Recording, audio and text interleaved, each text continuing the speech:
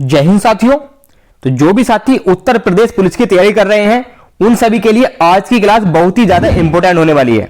साथियों आज की क्लास में हम जीएस के टॉप 20 क्वेश्चंस की आपको प्रैक्टिस कराएंगे। तो वैसे तो सभी साथी अलग अलग यूट्यूब चैनल से अपनी तैयारी कर रहे होंगे, जैसे कुछ साथी एग्जामपुर से अपनी तैयारी कर रहे हैं, कुछ साथी RWA रोजगार विद अंकित से अपनी तैयारी कर रहे होंगे और कुछ साथी उत्कर्ष क्लासेस करके एक यूट्यूब चैनल है वहां से अपनी तैयारी कर रहे होंगे।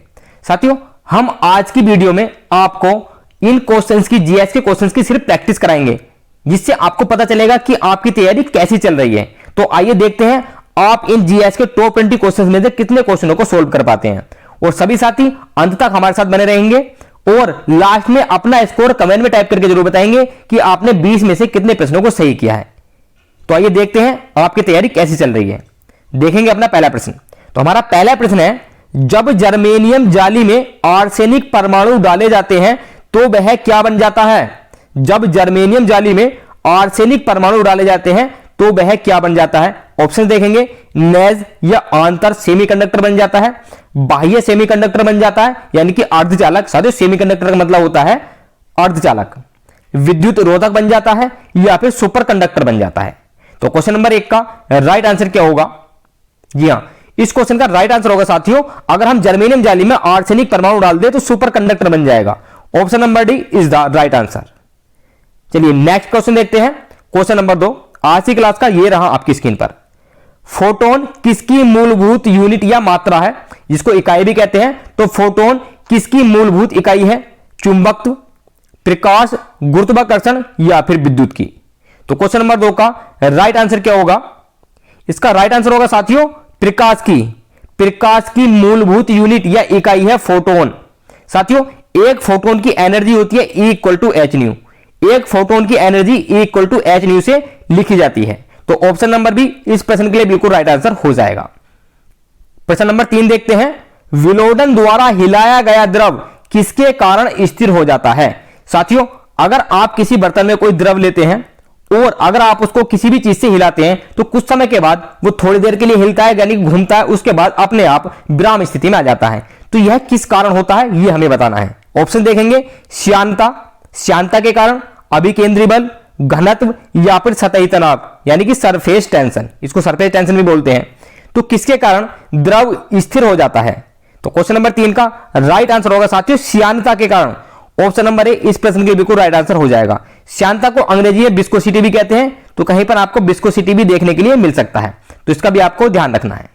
चलिए अगला प्रश्न देखेंगे। प्रश्न नंबर 4 आज की क्लास का। किसी न्यूक्लियर कण में कोई द्रव्यमान और कोई आवेश नहीं होता है किंतु प्रेचक कण होता है। तो वो कौन सा न्यूक्लियर कण है जिसमें कोई भी द्रव्यमान नहीं होता है और कोई आवेश नहीं होता, उसके ऊपर कोई चार्ज भी नहीं होगा किंतु प्रेचक कण होता है? मेसोन, इलेक्ट्रॉन, प्रोटॉन या फिर न्यूट्रॉन? तो क्वेश्चन नंबर 4 का राइट आंसर क्या होगा? तो इस क्वेश्चन का राइट आंसर हो जाएगा साथियों ऑप्शन नंबर डी न्यूट्रिनो। ये ऑप्शन नंबर डी हुआ, तो ऑप्शन नंबर डी इस प्रश्न के लिए बिल्कुल राइट आंसर हो जाएगा। क्वेश्चन नंबर 5 देखते हैं। वेस्ट इंडीज क्रिकेट टीम का वह कप्तान कौन था जिसने T20 विश्व कप 2012 जीता? Marlon Samuels, Dwayne Bravo, Ravi Rampaul या फिर क्रिस गेल? तो क्वेश्चन नंबर 5 का राइट आंसर होगा साथियों ड्वेन ब्रावो। ड्वेन ब्रावो 2012 में वेस्ट इंडीज क्रिकेट टीम के कप्तान थे, T20 टीम के कप्तान थे। तो इन्हीं की कप्तानी में वेस्ट इंडीज क्रिकेट टीम ने 2012 में विश्व कप जीता था। प्रश्न नंबर 6 देखते हैं। किस फुटबॉल खिलाड़ी ने लगातार 4 वर्ष तक फीफा विश्व खिलाड़ी पुरस्कार, जिसको फीफा बैलून डी ओर के नाम से भी जाना जाता है, उसको जीता है? ध्यान रखना इसमें पूछा गया लगातार 4 बार, लगातार 4 वर्ष तक फीफा विश्व खिलाड़ी पुरस्कार किसने जीता है? Lionel Messi, Michel Platini, Andres Iniesta या फिर क्रिस्टियानो रोनाल्डो? तो क्वेश्चन नंबर 6 का राइट आंसर हो जाएगा साथियों लियोनेल मेसी। लियोनेल मेसी ने लगातार 4 वर्ष तक फीफा विश्व खिलाड़ी पुरस्कार जीता है। Option number A is the right answer. साथियों आपसे एक क्वेश्चन यहां से यह भी पूछा जा सकता है कि लियोनेल मेसी किस टीम के लिए खेलते हैं? तो ये खेलते हैं अर्जेंटीना के लिए। अर्जेंटीना के लिए लियोनेल मेसी खेलते हैं, तो इसका भी आपको याद रखना है। चलिए अगला प्रश्न देखेंगे। प्रश्न नंबर 7। प्रश्न नंबर 7 आज की क्लास का ये रहा आपकी स्क्रीन पर। गोताखोरों के प्रयोग में आने वाले गैस सिलेंडरों में ऑक्सीजन को लघुकृत यानी कि तनु करने के लिए निम्नलिखित में से किसका प्रयोग किया जाता है? तो जो गोताखोर होते हैं, जो समुद्र में अपने साथ गैस का सिलेंडर ले जाते हैं ऑक्सीजन गैस का, वो गैस लघुकृत या तनु की जाती है। तो उसको उसमें कौन सी दूसरी गैस मिलाई जाती है, यह हमें बताना है। ऑप्शन देख लेते हैं, हीलियम, नियोन, क्रिप्टोन या फिर आर्गन। तो क्वेश्चन नंबर 7 का राइट आंसर होगा साथियों हीलियम। हीलियम गैस को ऑक्सीजन में मिलाया जाता है। तो ऑप्शन नंबर ए इस प्रश्न के लिए बिल्कुल राइट आंसर हो जाएगा। चलिए अगला प्रश्न देखेंगे, प्रश्न नंबर 8, यह रहा आपकी स्क्रीन पर। निम्नलिखित में से क्या ऑक्सी एसिड नहीं बनाता है? निम्नलिखित में से क्या ऑक्सी एसिड नहीं बनाता है? नाइट्रोजन, फ्लोरीन, सल्फर या क्लोरीन। तो क्वेश्चन नंबर 8 का राइट आंसर हो जाएगा साथियों option number B, fluorine oxy acid नहीं बनाता है। ऑप्शन नंबर बी इस प्रश्न के लिए राइट आंसर हो जाएगा। अब नाइट्रोजन कौन सा एसिड बनाता है? HNO3। HNO3 जो कि हमारा नाइट्रिक एसिड है, इसमें आपको नाइट्रोजन देखने के लिए मिल रहा है। सल्फर H2SO4 बनाता है, जिसका नाम है सल्फ्यूरिक एसिड, यानी कि सल्फ्यूरिक एसिड बना रहा है ना ये, तो ये भी एसिड बना रहा है जिसमें S जो है ये सल्फर है। क्लोरीन कौन सा एसिड बनाता है? HCl हाइड्रोक्लोरिक एसिड, तो इसमें जो Cl है ये क्लोरीन है। तो एक फ्लोरीन कोई भी एसिड नहीं बनाता है, और फ्लोरीन को किससे लिखते हैं हम? F से लिखते हैं। तो ये भी आपको याद रखना है। चलिए अगला प्रश्न देखेंगे, प्रश्न नंबर 9, ये रहा आपकी स्क्रीन पर। अगर सभी साथियों को क्वेश्चंस इंपोर्टेंट लग रहे हैं, अच्छे से समझ में आ रहे हैं, तो इस वीडियो को लाइक जरूर करें। प्रश्न देखेंगे अपना, तालाबों और कुओं में निम्नलिखित में से क्या डालने से मच्छरों को नियंत्रित करने में सहायता मिलती है?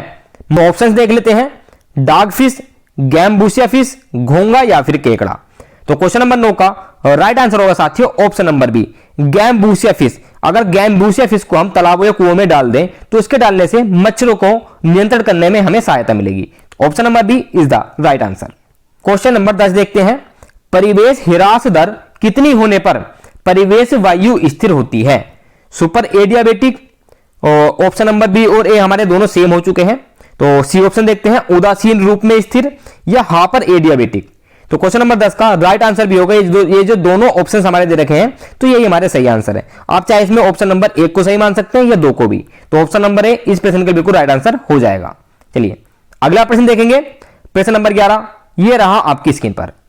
प्रत्येक रसायन के प्रति अलग अलग उद्भावन या एक्सपोजर के प्रभावों की अपेक्षा रसायनों के मिश्रणों के प्रति उद्भावन के प्रभाव अधिक होते हैं, तो इसे हम क्या कहेंगे? क्वेश्चन को एक बार फिर से पढ़ लेते हैं। प्रत्येक रसायन जो केमिकल होता है उसके प्रति अलग अलग एक्सपोजर के प्रभावों की अपेक्षा रसायनों के मिश्रणों के प्रति जो एक्सपोजर होता है उसके प्रभाव अधिक होते हैं, तो इसे हम क्या कहेंगे? तो क्वेश्चन नंबर 11 का राइट आंसर हो जाएगा साथियों, इसे कहेंगे हम सहक्रिया। ऑप्शन नंबर सी इस प्रश्न के लिए बिल्कुल राइट आंसर हो जाएगा। क्वेश्चन नंबर 12 देखेंगे, जिस फिल्टर पर मलजल डाला जाता है उसे क्या कहते हैं? संपर्क संस्तर, अंतरावर्ती रेत फिल्टर, रिसाव या ट्रिकलिंग फिल्टर या स्रावी फिल्टर।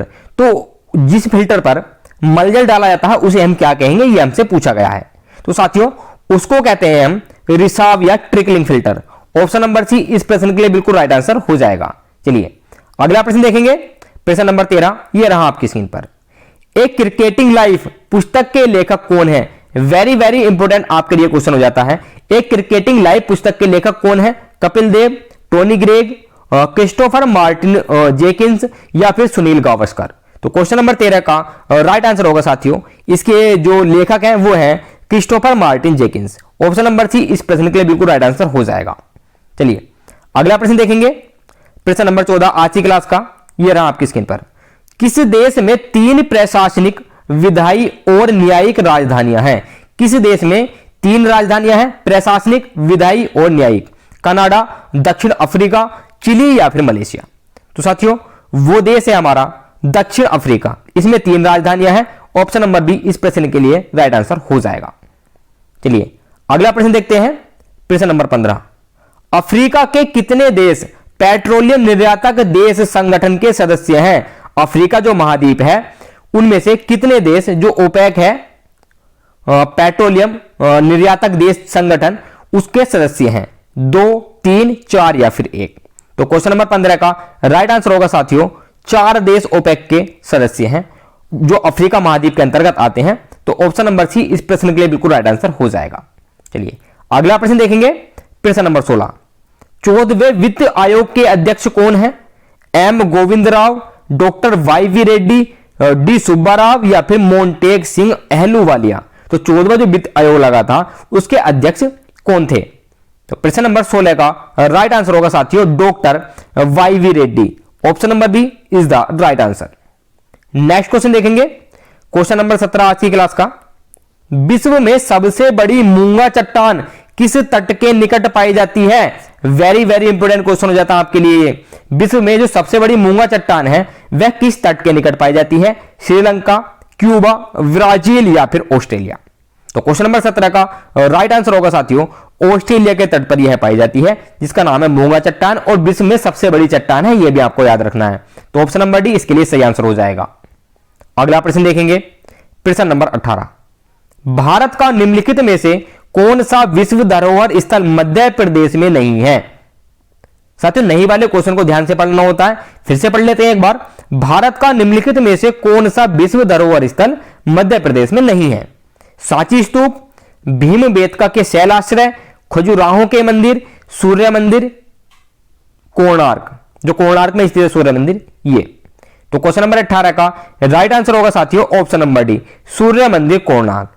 यह कहां स्थित है? यह स्थित है साथियों उड़ीसा में। यह मध्य प्रदेश में नहीं है स्थित, यह उड़ीसा राज्य में स्थित है। और बाकी के सांची स्तूप, भीमबेटका के शैलाश्रय और खजुराहो के मंदिर ये सभी मध्य प्रदेश में स्थित है। तो ऑप्शन नंबर डी इस प्रश्न के लिए राइट आंसर हो जाएगा। अगला प्रश्न देखेंगे, प्रश्न नंबर 19, ये रहा आपकी स्क्रीन पर। सन 2012 का विश्व सुंदरी या मिस वर्ल्ड का खिताब किसे मिला है? किसे मिला था? तो 2012 में विश्व सुंदरी का खिताब किसने जीता था? वांजिया यू, इवियन सरकोस, अलेक्जेंड्रिया मिल्स या फिर वान्या मिश्रा। क्वेश्चन नंबर 19 का राइट आंसर होगा साथियों ऑप्शन नंबर ए वांजिया यू ने 2012 में विश्व सुंदरी का अवार्ड जीता था, यह टाइटल जीता था। तो ऑप्शन नंबर ए इसके लिए राइट आंसर हो जाएगा। अगला प्रश्न देखेंगे, प्रश्न नंबर 20 है और आज की क्लास का हमारा लास्ट प्रश्न है। ज्ञानपीठ पुरस्कार प्राप्त करने वाला प्रथम हिंदी लेखक कौन था? Very very very important question ये आपके लिए हो जाता है। ज्ञानपीठ पुरस्कार हिंदी साहित्य के क्षेत्र में दिया जाता है, तो इसको प्राप्त करने वाला हिंदी का प्रथम लेखक कौन था यह हमें बताना है। Doctor Ramdhari Singh Dinkar, S H. वात्स्यायन, महादेवी वर्मा या फिर सुमित्रा नंदन पंत। तो क्वेश्चन नंबर 20 का राइट आंसर क्या होगा? तो साथियों इसका राइट आंसर हो जाएगा सुमित्रा नंदन पंत। ऑप्शन नंबर डी इस प्रश्न के लिए राइट आंसर हो जाएगा। सुमित्रा नंदन पंत छायावादी युग के एक बहुत ही प्रसिद्ध कवि थे। छायावादी युग के ये कवि थे। तो ऑप्शन नंबर डी इस प्रश्न के लिए राइट आंसर हो जाएगा। तो साथियों ये थे हमारे जीएस से संबंधित टॉप 20 इंपोर्टेंट क्वेश्चन। तो आपने इन प्रश्नों में से कितने प्रश्नों को सही किया है, अपने जो स्कोर है अपना वो कमेंट में जरूर टाइप करें। और जिस साथी ने अभी तक हमारे चैनल को सब्सक्राइब नहीं किया है वो सभी साथी चैनल को सब्सक्राइब जरूर कर लें और इसी वीडियो को लाइक जरूर कर दें। हम आपसे मिलेंगे अगली क्लास में। जय हिंद।